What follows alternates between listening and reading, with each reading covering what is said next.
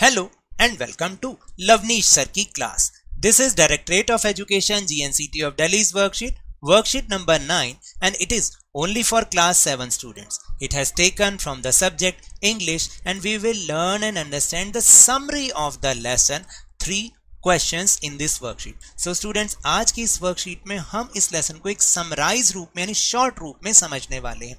लेकिन इससे पहले आपको एक बात बता दूं. देखिए, कई बार हम किसी चीज़ में श्योर नहीं हो पाते कि हम थोड़ा सा हमें ऐसा लगता है कि शायद इसको दूसरा समझाए तो ज़्यादा अच्छे वे में समझाएगा, और यही हमारे चैनल की अच्छी बात है. तो इसलिए आज मैं फिर से एक बार मैम को मौका दे रहा हूँ. प्लीज़ आप उनको समझिए, और जब आप उनको समझेंगे ना तो वो इंग्लिश बहुत अच्छे से समझाती हैं. आप उनको एक बार समझिए. नहीं, अगर उनके समझाने से समझ नहीं आएगा तो I will be also there. So without wasting our time, let's start and understand with me.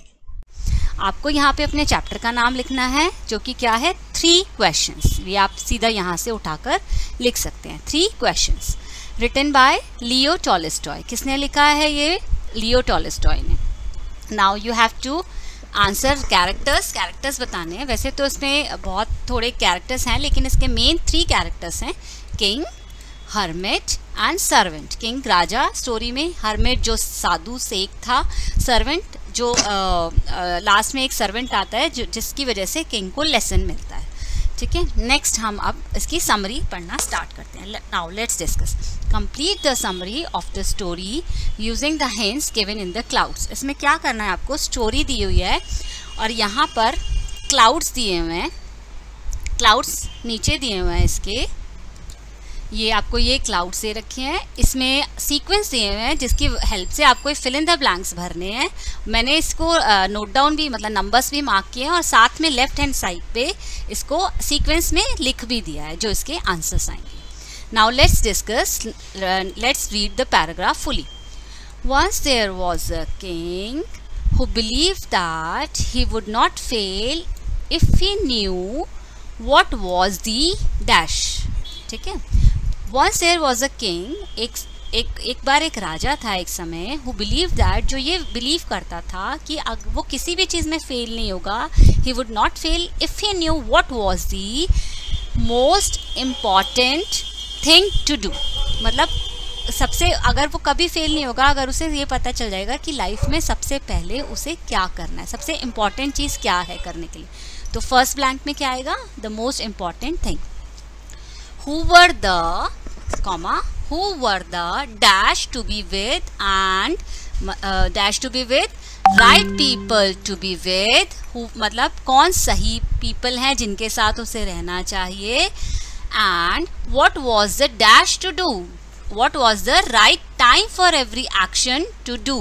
Third number है आपका right time for every action. मतलब उसे तीसरा क्वेश्चन उसका ये था कि उसको ये पता करना था कि हर काम करने के लिए सही समय क्या है. He proclaimed that he would give a dash to the person. इसमें क्या आएगा? He would give a great reward to the person. Fourth point, to the person who can answer his 3 questions. उसने पूरे नगर में ढिंडोरा पिटवाया, ये कहलवाया कि वो उस व्यक्ति को रिवॉर्ड करेगा, गिफ्ट देगा या प्राइज देगा जो उसके इन 3 सवालों के सही जवाब दे दी. Now let's come to paragraph number 2. इसका क्लाउड ये रहा जिसमें से आपको पॉइंट्स उठाने हैं, और इसके आंसर्स मैंने साफ 1 2 3 पॉइंट करके लिख दिए हैं, जो आपको ब्लैंक करके 1 2 3 ब्लैंक्स में फिल करने हैं. Now let's discuss the paragraph. Many people came and all the answers given by them were dash different. Many people came, first इसमें आएगा डिफरेंट. उसके पास, किंग के पास बहुत सारे लोग आए और सब ने डिफरेंट यानी तरह के आंसर्स दिए. The king was not at all dash. The king was not at all what? Satisfied. Second number is satisfied. King बिल्कुल भी satisfied मतलब उसको संतोष नहीं हुआ, उसको उनके आंसर से खुशी नहीं मिली, satisfied नहीं हो पाया. Now what happened? He went to a wise hermit seeking answers. वो एक wise hermit यानी साधु के पास गया अपने सवालों के जवाब पाने के लिए. The hermit was dash the ground when the king reached there. इस dash में क्या आएगा? Digging. Digging मतलब खोदना. द हर्मिट क्या कर रहा था, ग्राउंड को डिग कर रहा था when the king reach there. Now let's come to paragraph number 3.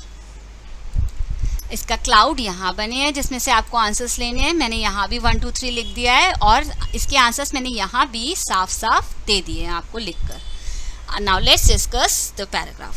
The hermit greeted the king and continued digging. मतलब जो हर्मिट था, जो साधु था, उसने किंग को नमस्ते किया, नमस्कार किया और अपना काम करता रहा, जारी रखा. जो खुदाई कर रहा था उसे जारी रखा. The king repeated his questions, but the hermit did not answer.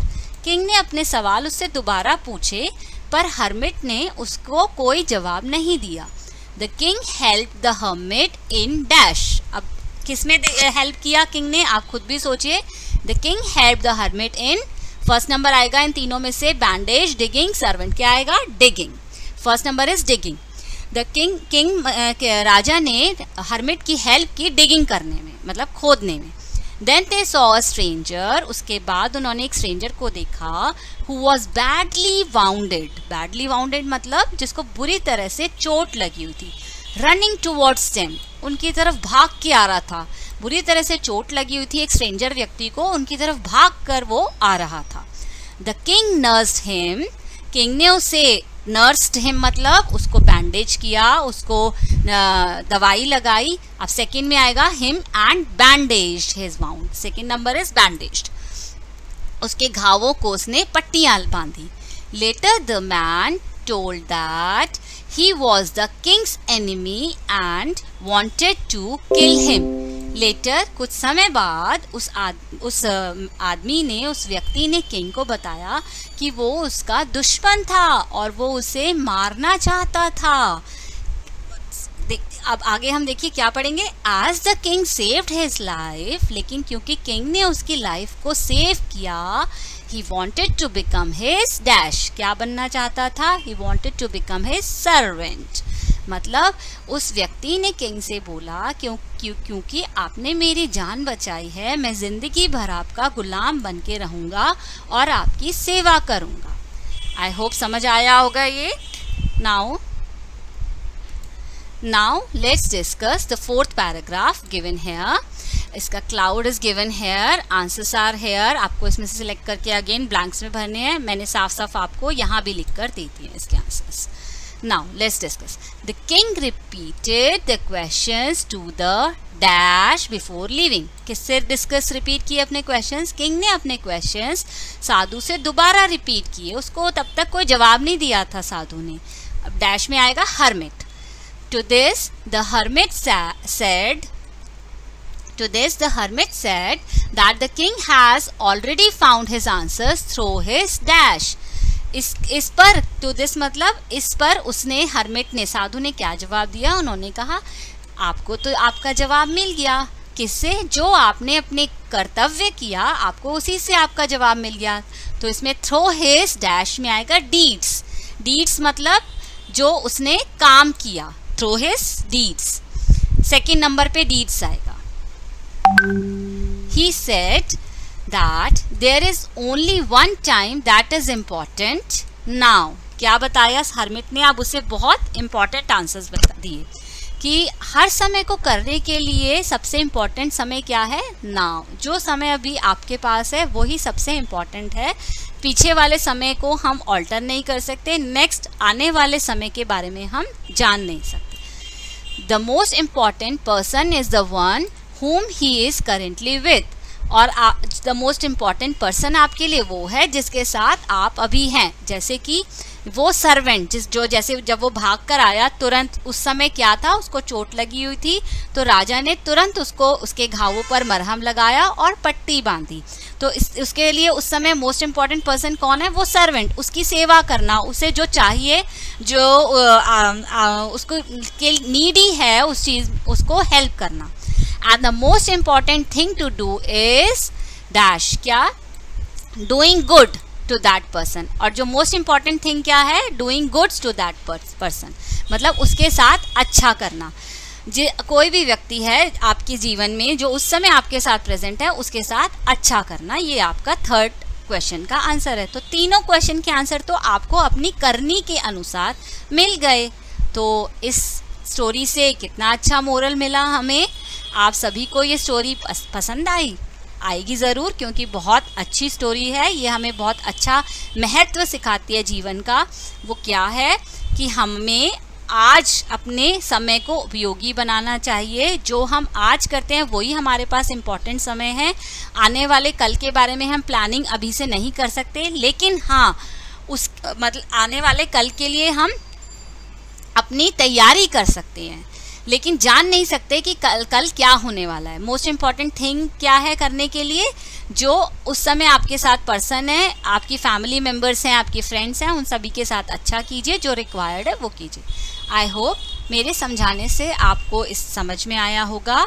मेरे साथ इसी तरह बने रहिए। अगर मेरी ये वीडियो पसंद आई तो ज़्यादा से ज़्यादा सब्सक्राइब करें, लाइक करें एंड शेयर कीजिए। Thank you.